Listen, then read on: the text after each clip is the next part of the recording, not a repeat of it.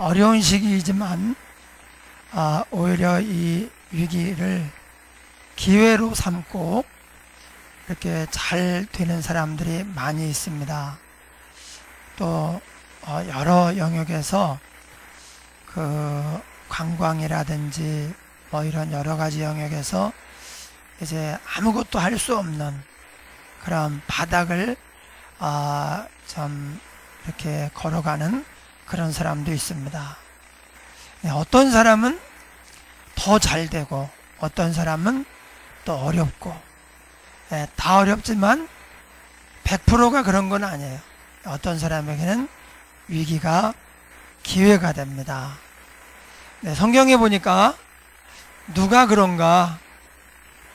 누가 이 어려운 위기가 오히려 더 성장하고 복을 받는 기회가 되는가?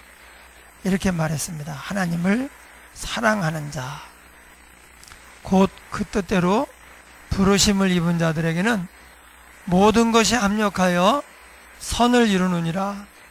이거 이제 위기가 기회가 된다는 말이에요. 우리가 하나님을 사랑하면서 인생을 살아가면 이 어려운 시기를 또 기다리며 믿고 나아가면 위기가 기회가 될 것입니다.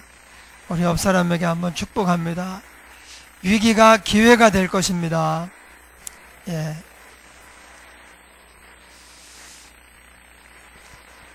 믿으시기 바랍니다.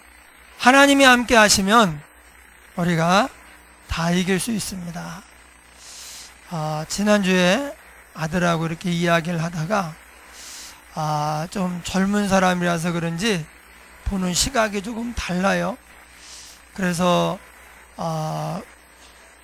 지난주에 교회에 대하여 고위험군으로 이렇게 분류를 하고 완전히 집합금지를 하진 않았지만은 전에 비해서 몇 가지 또 정부에서 요구하는 지침이 있습니다.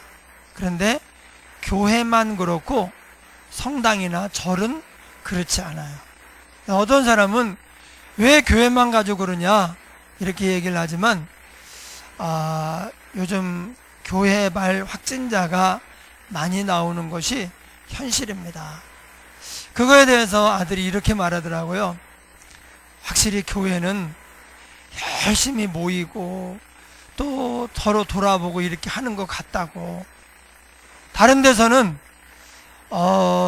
지금 어려우니까 모이지 마라. 그러면 일절 안 모이고 일절 안 돌아보고, 그런데도 불구하고 교회는 계속 모여서 예배하고 기도하고 또 심지어 밥을 먹기도 하고, 그것이 지금 상황에 잘했다고 하는 것은 아니지만, 그래서 이제 정부에서 제발 좀 이런 건 하지 마시오 라고 얘기하는 게 교회만 그런다는 거예요. 그래서 하여튼 교회가 저력이 있다. 어떤 일이 있어도 교회는 살아남고 성도들은 믿음을 지키며 이 어려움을 지나갈 것이라고 그런 얘기하는데, 좋은 생각이다. 그런 공감이 되었습니다. 이런 위기가 반드시 기회가 될 줄로 믿습니다. 남의 얘기가 아닙니다. 나와 내 가정 또 교회에 이 위기가 반드시 기회가 될 거라고 믿고, 그럼 우리는 어떻게 해야 되는가? 하나님을 사랑하는 자. 아무나 위기가 되는 것이 아닙니다. 뭐 어떻게 운이 좋아서, 세상은 그럴 수 있어요. 그러나 길게 인생을 보았을 때 하나님을 사랑하는 자에게 위기는 반드시 기회가 됩니다. 그 뜻대로 부르심을 입은 자에게, 즉 하나님을 사랑하고 사랑하는 자에게 하나님이 어떤 말씀을 주실 때 그 말씀을 붙잡고 사는 자, 말씀을 따라가는 자에게 하나님이 함께 하시고 복을 주셔서 위기가 기회가 되게 하셔요. 할렐루야. 이런 은혜가 넘치기를 주의 이름으로 축원합니다. 오늘 말씀은 6절 9절 이제 원래 6절부터 29절인데 6절이 주제입니다. 우리 신명기 9장 6절. 네, 우리 6절을 한번 읽어보겠습니다. 시작. 그러므로 내가 알 것은 내 하나님 여호와께서 내게 이 아름다운 땅을 기업으로 주신 것이 내 공의로 말미암음이 아니니라. 너는 목이 곧은 백성이니라. 아멘. 그러므로 내가 알 것은, 우리가 꼭 알아야 되는 게 있다는 거죠. 하나님께서 이 아름다운 땅 가나안을 기업으로 주신 것은 내 공의로 말미암음이 아니니라. 너는 목이 곧은 백성이니라. 지난주에 우리의 운명은 하나님께 달려있다. 하나님이 우리를 위해서 하시는 것이지 우리가 잘해서 된 것이 아니다, 그런 말씀을 했죠. 그것에 대해서 이제 오늘 본문은 구체적으로 자세하게 언급을 하고 있습니다. 이 말씀은 하나님과 우리와의 관계에서 먼저 우리를 돌아보게 하고, 또 우리와 자녀들과의 관계에서 부모는 부모대로, 자녀는 자녀대로 또 우리 자신을 돌아보게 하는 그런 말씀입니다. 나는 자녀가 없으니 상관이 없다, 아닙니다. 나중에 결혼을 해서 아이를 낳으면 자녀 교육이 우리 인생의 많은 일들 가운데 제일 어려운 일들 중에 하나예요.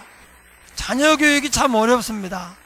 그런데 오늘 본문에 어떻게 자녀를 잘 교육할 수 있는가, 그리고 어떻게 하나님의 좋은 자녀로 살아갈 수가 있는가. 그래서 하나님과 나 자신 관계에서 하나님이 아버지, 나는 그분의 자녀예요. 또 부모인 나와 내 자녀, 그리고 또 자녀로서 또 부모를 어떻게 봐야 될 것인가, 이런 부분에 있어서 아주 중요한 것을 우리에게 말씀해 주고 있습니다. 가나안 땅을 기업으로 주신 것은 내 공의로 말미암음이 아니니라. 즉 내가 뭔가 잘해서 이걸 받은 게 아니야. 하나님이 그렇게 말씀하시는 거예요. 그리고 이제 그 이스라엘의 역사를 언급을 하면서 광야에서 하나님을 경노케 했다. 호렙산에서 모세가 40일 동안 십계명을 받으러 간 사이에 밑에서 금송아지 우상을 만들어 가지고 그것을 섬기며 뛰놀고 제사했어요. 하나님이 아예 이스라엘 온 백성을 진멸하고 모세 너로 말미암아 새로운 내 백성을 시작하겠다. 하나님께는 우리가 알고 있는 시간이 별로 의미가 없습니다. 하나님은 시간을 초월해 계신 분이기 때문에 앞으로 또 400년을 어떻게 기다리나, 그냥 가자, 그러시는 게 아니에요. 그래서 다 진멸하자고 하는데 모세가 바로 25절부터 29절에 이 기도를 하나님께 드림으로 말미암아 하나님이 용서하시고 이제 다시 이스라엘을 품으셨어요. 그게 호렙산에서 일어난 일인데 그 일을 좀 길게 이야기를 합니다. 21절까지. 그리고 22절에서 너희가 다베라와 마사와 기브롯 핫다와에서도 여호와를 경노케 하였느니라. 이 장소들은 이스라엘 백성이 하나님을 경노케 해가지고 하나님께 불평을 하고 안 믿고 대적하고 이래서 하나님이 벌하셨던 어떤 특정한 장소들입니다. 그래서 그런 장소를 언급을 하시면서 이스라엘의 역사가 어떤 역사냐? 하나님을 거역하는 역사예요. 이스라엘만 그런 게 아닙니다. 인생도 마찬가지. 인생도, 이 인간의 역사도 하나님을 떠나가는 역사예요. 하나님의 역사는 우리를 찾아오시는 역사예요.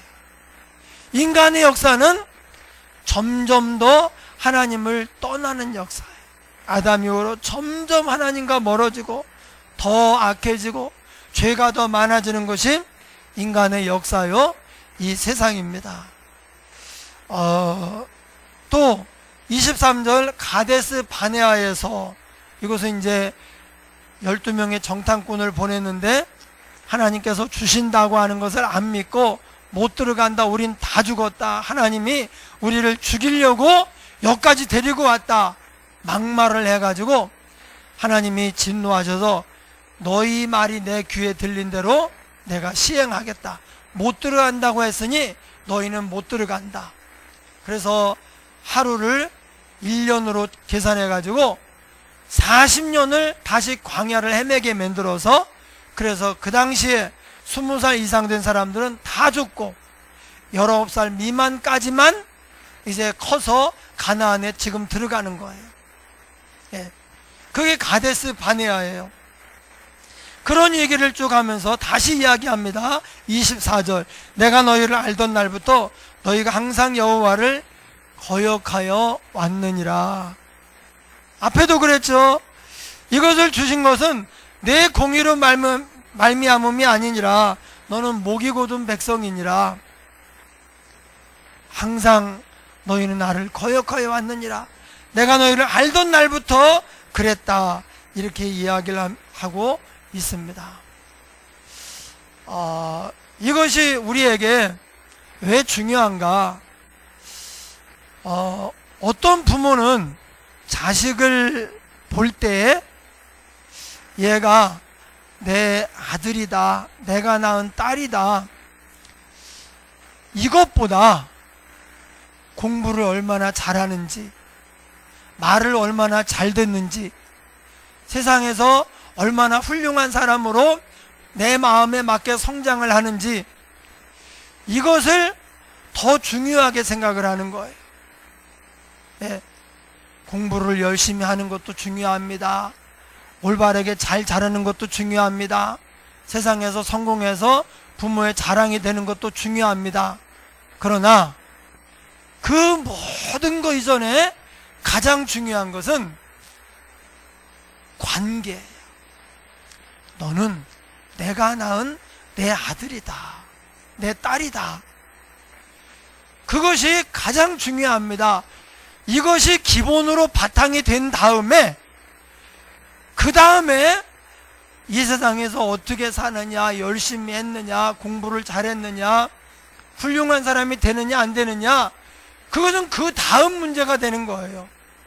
요 다음 문제가 첫 번째 문제를 결코 뒤집어 엎을 수는 없습니다. 무슨 일이 있어도 이 아이는 하나님이 내게 주신 아들이고 딸이며 나의 기쁨이고 내 기업이면서, 그리고 하나님께서 내게 주신 분복이 되는 것입니다. 그런데 어떤 사람들은 자녀가 내 마음에 조금 안 든다 그러면 원래는 안 그래요. 진짜 그런 문제가 생기면 그제서 정신을 차립니다. 그런데 이 관계까지도 다 치워버려요. 그리고 그거 하나로 내 말을 안 따른다, 공부를 열심히 안 한다, 뭔가 조금 삶이 좀 잘못이 있다, 이걸 가지고 이제 이 아이에 대해서 전체적으로 판단을 해버리는 거예요. 심지어 어떤 사람들은 이제 아버지가 자식을 인정을 안 합니다. 예. 아버지가 자식을 인정을 안 해요. 그래서 이 자식이 아버지에게 칭찬을 받으려고, 아버지의 마음에 들려고 열심히 애를 쓰고 노력을 하는데 그래도 인정을 안 해요. 뭐 꼭 그 사람 얘기는 아니지만 이런 거예요. 공부를 열심히 하고 90점을 받아왔어요. 그래 막 이제는 칭찬해 주겠죠. 그러고 가서 이번에 시험 봐서 90점을 받아왔습니다. 그랬더니 90점 맞은 거는 쳐다도 안 보고 이건 왜 틀렸니? 요거 2개만 맞았으면 100점 맞는 거 아니야? 이렇게 얘기를 하는 거야. 평생 이 자식이 부모에게 기쁨이 되고 부모에게 칭찬을 받고 사랑을 받는 것, 이 자녀에게 이게 사실은 가장 든든한 백입니다. 첫 번째 하나님 백이지만 두 번째는 내 능력이 어떻고 세상의 사람들이 인정해주는 어떻고 그게 아니에요. 부모가 나를 인정하고 사랑하고 칭찬해주는 것, 이게 부모는 뿌리거든요. 그러니까 뿌리가 딱 연결이 돼가지고 정서적 안정감, 거기서부터 이제 또 그 자신감을 가지고 세상을 향해서 나아갈 수가 있는데, 어떤 아버지가 자식을 인정을 안 해주는 거예요. 이 자식이 평생 아버지에게 인정받으려고 그렇게 애를 쓰고 노력을 했는데 끝까지 인정을 하고 아버지가 먼저 세상을 떠났어요. 이 아들도 이제 나이가 많아졌는데 아버지에게 칭찬 한 번 듣지 못하고 인정 한 번 받지 못하고 아버지가 간 거예요. 어떻게 되었을까요? 그동안에 살아온 삶도 결코 행복하지 않았고 이제는 자기 삶의 목적이 없어져 버린 거예요. 그냥 그날부터 뭔가 잘못되더니 폐인이 돼버렸어요. 뭐가 잘못됐습니까? 좀 너무 심한 경우이긴 하지만 기본적으로 부모와 자식은 자식이 잘하든 못하든 내 자식인 거예요. 그 자녀가 크는 걸 보면서 내가 기쁘고 또 보람이 있고 키우면서 이것이 나의 행복이 되기도 하고 하나님 주신 사명이 되기도 합니다. 그런데 이 관계보다 이제 이 자녀가 어떻게 하느냐를 더 크게 보잖아요. 그러면 부모 자식 간에 어떤 심리적 관계가 끊어져 버리고 맙니다. 그러면 부모도 행복하지 않고 자녀도 결코 행복할 수가 없어요. 그래서 어떤 사람이 이런 사람이 있어요. 인정받으려는 욕구, 주위 사람들에게 인정받으려는 욕구가 너무나 커서 이 사람은요 자기가 하고 싶은 걸 안 해요. 자기 행복을 위해 살지 않습니다. 어떻게 하면 주위 사람들에게 인정을 받을까, 칭찬을 받을까. 왜 그러냐? 부모가 인정을 해주지 않아서 그래요. 부모가 칭찬을 해주지 않으니까 기본적으로 뭔가 채워줘서 이것이 이제 에너지가 되고 삶의 동력이 되고 자신감이 되는데 그게 없으니까 다른 사람에게 인정을 받으려고 하고 싶지도 않은데 오직 칭찬받고 인정받는 그것 하나만을 향해 달려오다가 빈 껍데기 인생이 되어서 어느 날 무너져 버리는 거예요. 부모 자식 간에 가장 중요한 것은 관계입니다. 제가 언젠가 말씀을 드렸는데 제가 아는 장로님 아들이 큰애가 지혁이고 둘째가 지수예요. 근데 지혁이가 약간 정신적으로 발달을 좀 떨어져요. 지체. 예, 둘째는 지수는 굉장히 똑똑하고 훌륭해요. 근데 지혁이가 떨어져요. 어느 날 학교에 가서 시험을 봐왔는데 늘 빵점 맞아 오다가 어느 날 한 번 그 이후에도 또 틀렸어요. 근데 그날따라 한 점, 10점을 맞아온 거예요.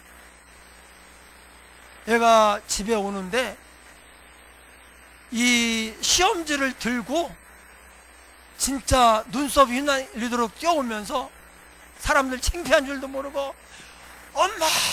그러더니 나 10점 맞았어! 막 이걸 자랑하려고. 그래서 참 10점 맞은 것도 문제지만 10점 맞은 걸 저렇게 자랑스럽게 생각하는 게 진짜 문제구나. 큰 문제 없는 줄 알았는데 옆에 있는 사람들이 진짜 문제구나. 그래요. 부모님 어떻게 한 줄 압니까? 그날 치킨 쐈습니다. 너무 좋아서. 아니 세상에 어떻게 맨날 빵점만 맞던 애가 어떻게 10점을 맞았냐. 여러분, 이게 바로 부모 자식의 관계인 거예요. 네. 그리고 또 이제 계속 10점 맞냐? 그렇지 않아요. 그 다음에 또 뭐 빵점 계속 맞다가 한 번 10점 맞다가. 그런데 부모 자식 간의 관계이기 때문에 이게 중요하니까 10점을 맞아도 기쁘고 사랑스러운 거예요. 그런데 90점을 맞아왔는데도 기뻐하는 표정 하나 없이 조금만 더 잘했으면 100점 맞았을 텐데 조금만 더 열심히 하지, 이걸 왜 틀렸냐 이러고 얘기하면 이 아이는요 정서적으로 불안정하고 인정받으려는 욕구가 결핍이 돼가지고 자기 삶을 당당하게 알차게 살아가는 것이 아니라 주위 사람들에게 눈치를 보고 인정을 받으려고 칭찬받으려고 하는 이제 그것이 나쁜 건 아니지만 내가 하고 싶은 일, 내가 옳다고 생각하는 일을 열심히 하면서 그리고 인정을 받아야 됩니다.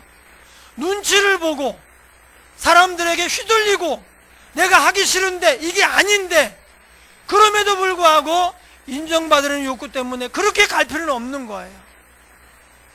그런데 부모가 인정을 안 해주면요 자식은 그렇게 됩니다. 우리가 부모 자식 간의 관계에서 자녀들에게 우리가 그런 메시지를 전해야 돼요. 잘못된 신호를 보내면 안 됩니다. 네가 공부를 잘하니까 내 아들이야, 네가 착하니까 내 딸이야, 그렇지 않으면 너 내 딸 아니야, 이런 잘못된 신호를 보내면 안 되는 거예요. 네가 공부를 좀 못해도 사고를 쳐도 문제가 있어도 너는 내 아들이야, 무슨 일이 있어도 너는 내 딸이야, 나는 너를 버리지 않아, 너는 하나님이 나한테 주신 기업이야, 사랑한다. 그런데 아이러니는 뭐냐, 이렇게 하잖아요. 그리고 이제 시험을 받아왔는데 10점을 받아왔어요. 이건 뭐 좀 비정상적인 상황이지만 그럴 때 야 정말 네가 10점을 맞아서 빵점을 맞아도 뭐 좋았지만 10점을 맞으니까 엄마가 너무 좋다, 오늘 치킨 쏜다 이러잖아요. 그러면 그 다음에 20점 맞을 수 있어요. 자녀가 뭔가 자기를 밀어주는 뭔가를 할 수 있는 힘이, 동력이 있어야 됩니다. 그 동력이 뭐냐? 바로 부모의 사랑입니다. 부모가 부모의 어떤 욕심이나 욕망, 계속 징계하고 닥달하고 이러면 자녀가 오히려 힘이 빠집니다. 하고 싶은 걸, 해야 될 일을 더 못합니다. 그런데 칭찬하고 인정해주고 그래도 품고 걱정하지 마, 좀 공부를 못해와도 걱정하지 마, 내가 보니까 공부 잘한다고 꼭 잘 사는 건 아니더라, 사랑한다, 화이팅. 그러면요 오히려 공부를 열심히 합니다. 근데 칭찬 한 번 안 해주고 90점을 맞아왔는데도 또 책망을 하면서 이러잖아요. 어느 날 무너져 버리고 마는 거예요. 그래서 우리가 자녀와 부모 사이에 어떤 것을 가지고 살아야 되는가, 이제 어느 날 알아요. 어느 날 그런 게 아니구나. 여러분 이제 나이 들면 공부 잘하고 못한 게 무슨 소용이 있습니까? 정말 어떤 마인드를 가지고 사느냐, 인생에서 중요한 게 뭔지를 알고 하나님 경외하고 부모님 공경하고 자녀들 사랑하면서, 이게 중요하잖아요. 그런데 우리는 그렇게 중요하지 않은 공부나 뭐 다른 것들, 부모의 욕망을 자녀에게 투영을 해가지고 그것을 위해서 진짜 중요한 것들을 끊어버려요. 인생에서 가장 중요한 것들을 다 빼놓고 별로 안 중요한 것을 강조하느라고 진짜 중요한 것들을 놓쳐버리는 거예요. 그래서 오늘 말씀이 중요합니다. 하나님 뭐라고 말합니까? 가나안 땅을 너희에게 주는 것은 너희가 뭔가를 잘해서가 아니야. 너희 역사를 봐라. 하나님을 떠나가는 역사, 거역의 역사, 죄악의 역사이지 않느냐? 그럼에도 불구하고 여기까지 인도하신 것은 하나님의 은혜죠. 사도 바울이 이렇게 말합니다. 나의 나된 것은 하나님의 은혜로라. 내가 다른 사도보다 더 많이 수고했으나 내가 한 것이 아니요 하나님의 은혜로라. 여러분, 우리가 이것을 믿어야 됩니다. 하나님의 은혜로 내가 여기까지 왔다. 그래서 교만할 필요가 없는 거예요. 우리가 좀 잘못 알 수 있습니다. 우리 삶에 문제가 있어요. 그래도 그거 별거 아닙니다. 하나님과 나와의 관계만 공고하다면 그런 건 아무것도 아니에요. 조금 뭐 가난해졌다, 괜찮아요. 몸이 약해졌다, 괜찮아요. 사람들과의 관계에 문제가 생겼다, 괜찮아요. 하나님과 나와의 관계만 공고하면 그런 것들은 아무것도 아니에요. 왜냐? 하나님이 우리에게 가나안 땅을 주시는 것입니다. 하나님과 우리와의 관계가 공고하면 하나님이 우리에게 하나님 나라를 이루게 하셔요. 하나님 나라, 의와 평강과 희락이라 하나님이 이루게 하시는 거예요. 이상한 것은 내가 잘해서 하나님이 나를 이렇게 복 주셨다, 이렇게 믿는 사람은요 항상 불안해요. 내가 잘못하면 벼락을 치겠구나, 내가 잘못하면 벌을 주겠구나.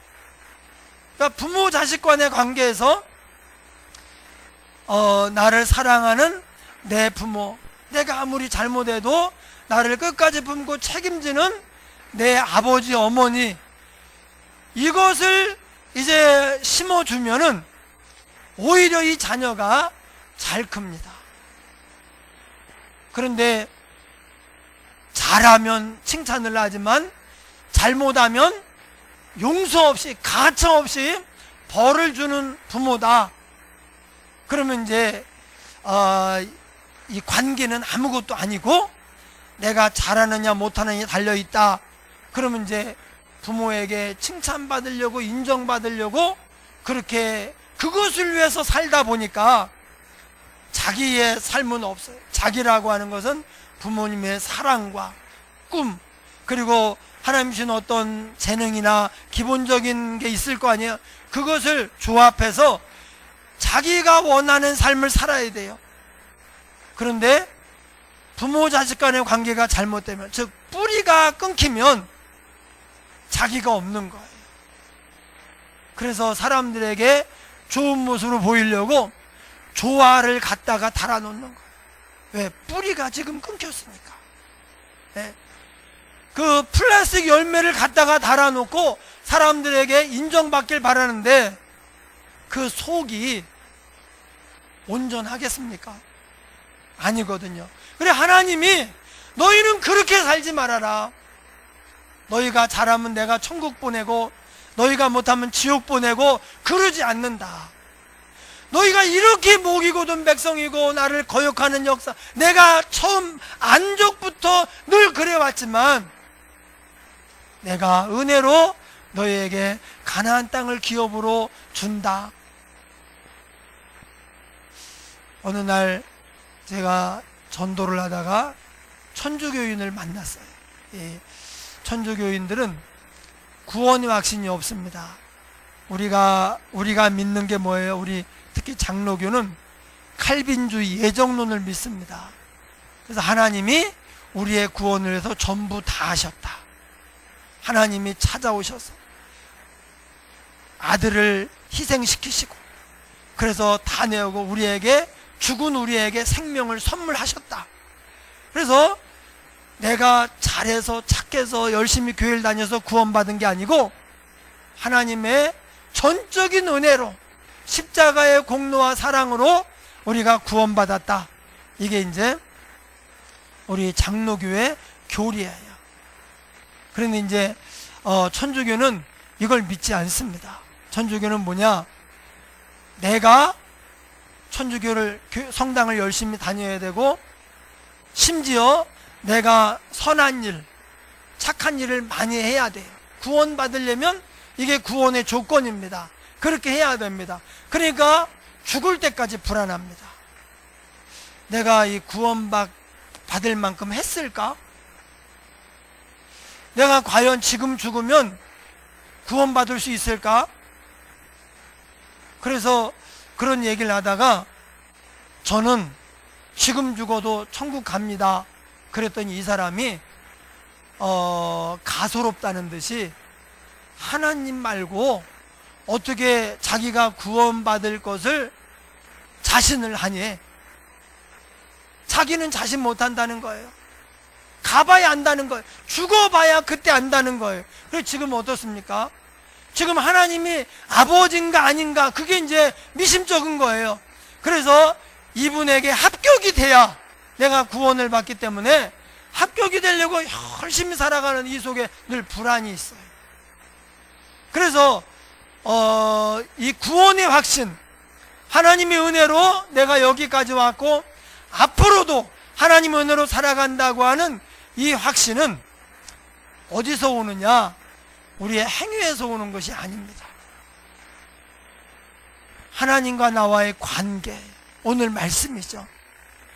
왜 하나님께서 우리를 주인과 종 또는 뭐 스승과 제자 뭐 이렇게 여러 가지 비유가 있는데 그 중에 어쩌면 가장 중요한 하나님과 우리와의 관계가 아버지와 아들이에요. 내가 너를 낳았다. 너는 내 것이다. 왜 아버지와 아들인가? 아들이 조금 잘못해도 그날부로 넌 내 아들이 아니다. 그게 아닙니다. 아들이 잘못하면 아빠가 책임을 집니다. 아들이 잘못했는데 아빠가 경찰서 가서 그냥 손이 발이 되도록 빕니다.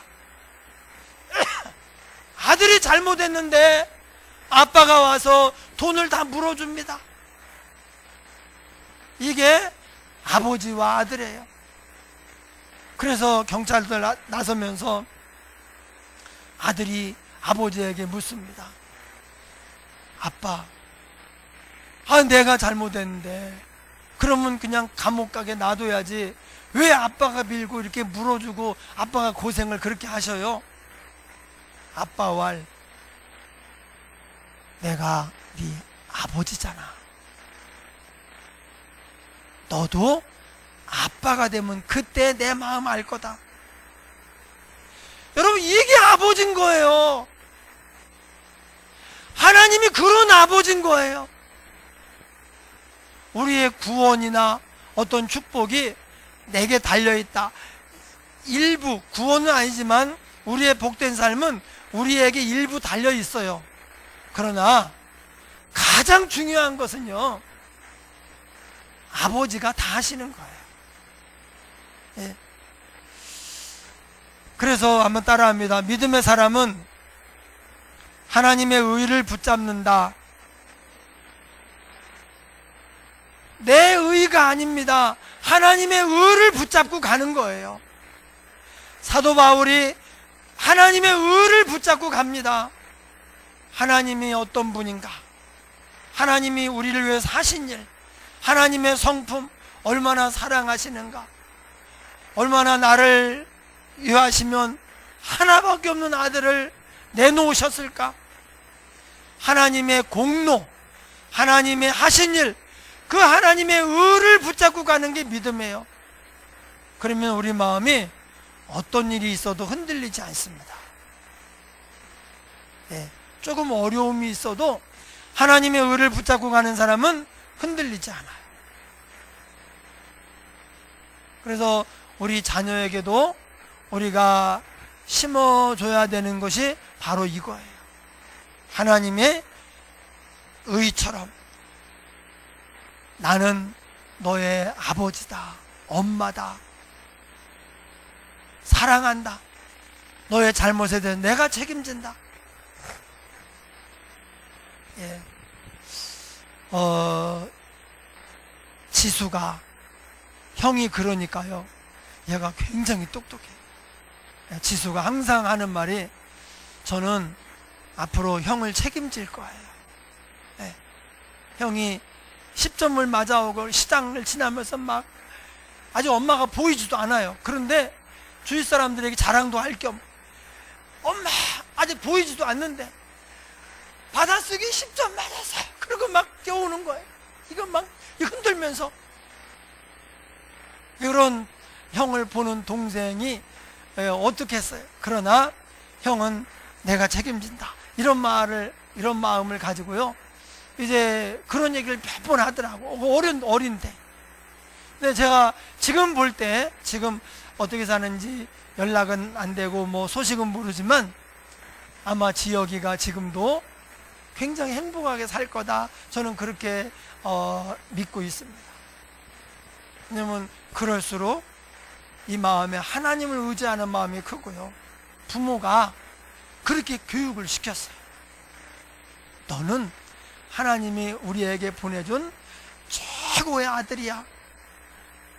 그래가 막 얘는 늘 기쁘고 감사하고 막 찬송이 항상 나오고 감사가 넘치고 이런 거예요. 부모는 그러면 불쌍해서 죽을 지경 아닙니다. 부모도 막 이 아이를 볼 때마다 늘 감사하고 기쁘고 행복했어요. 근데 우리는 그렇지 않은데도 불구하고 감사보다는 불평, 기쁨보다는 어떤 속상함이 더 커가지고, 그래서